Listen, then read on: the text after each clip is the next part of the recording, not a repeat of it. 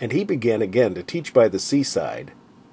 And there was gathered unto him a great multitude, so that he entered into a ship, and sat in the sea, and the whole multitude was by the sea on the land. And he taught them many things by parables, and said unto them, in his doctrine, Hearken, behold, there went out a sower to sow.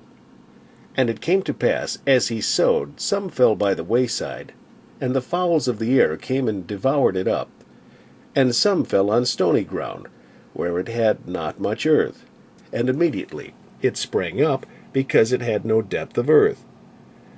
But when the sun was up, it was scorched, and because it had no root, it withered away. And some fell among thorns, and the thorns grew up and choked it, and it yielded no fruit. And other fell on good ground, and did yield fruit that sprang up and increased, and brought forth some 30, and some 60, and some 100. And he said unto them, he that hath ears to hear, let him hear. And when he was alone, they that were about him with the 12 asked of him the parable. And he said unto them, Unto you it is given to know the mystery of the kingdom of God, but unto them that are without all these things are done in parables, that seeing they may see and not perceive, and hearing they may hear and not understand, lest at any time they should be converted, and their sins should be forgiven them. And he said unto them, Know ye not this parable? And how then will ye know all parables? The sower soweth the word. And these are they by the wayside, where the word is sown. But when they have heard, Satan cometh immediately, and taketh away the word that is sown in their hearts. And these are they likewise which are sown on stony ground, who, when they have heard the word, immediately receive it with gladness, and have no root in themselves, and so endure but for a time.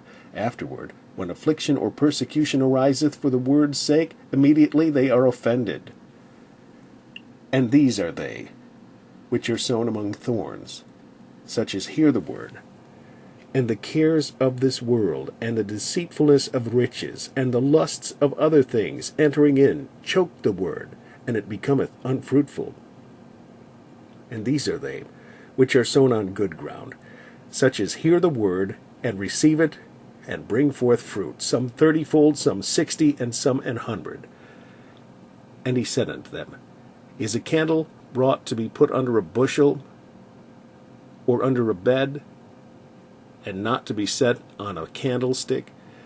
For there is nothing hid which shall not be manifested, neither was anything kept secret, but that it should come abroad.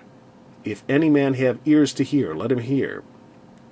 And he said unto them, Take heed what ye hear. With what measure ye mete, it shall be measured to you, and unto you that hear shall more be given. For he that hath, to him shall be given, and he that hath not, from him shall be taken even that which he hath. And he said, So is the kingdom of God, as if a man should cast seed into the ground, and should sleep and rise night and day, and the seed should spring and grow up, he knoweth not how. For the earth bringeth forth fruit of herself, first the blade, then the ear, after that the full corn in the ear. But when the fruit is brought forth, immediately he putteth in the sickle, because the harvest is come. And he said, Whereunto shall we liken the kingdom of God? Or with what comparison shall we compare it? It is like a grain of mustard seed, which, when it is sown in the earth, is less than all the seeds that be in the earth. But when it is sown, it groweth up, and becometh greater than all herbs, and shooteth out great branches, so that the fowls of the air may lodge under the shadow of it. And with many such parables spake he the word unto them, as they were able to hear it. But without a parable spake he not unto them.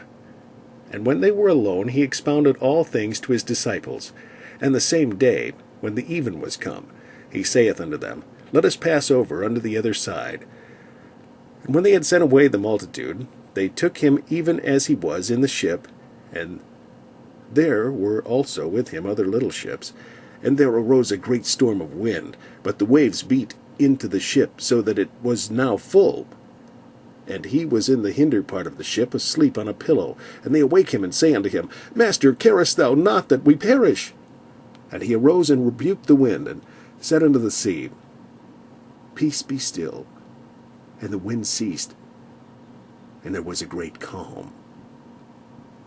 And he said unto them, Why are ye so fearful? How is it that ye have no faith? And they feared exceedingly, and said one to another, What manner of man is this, that even the wind and the sea obey him?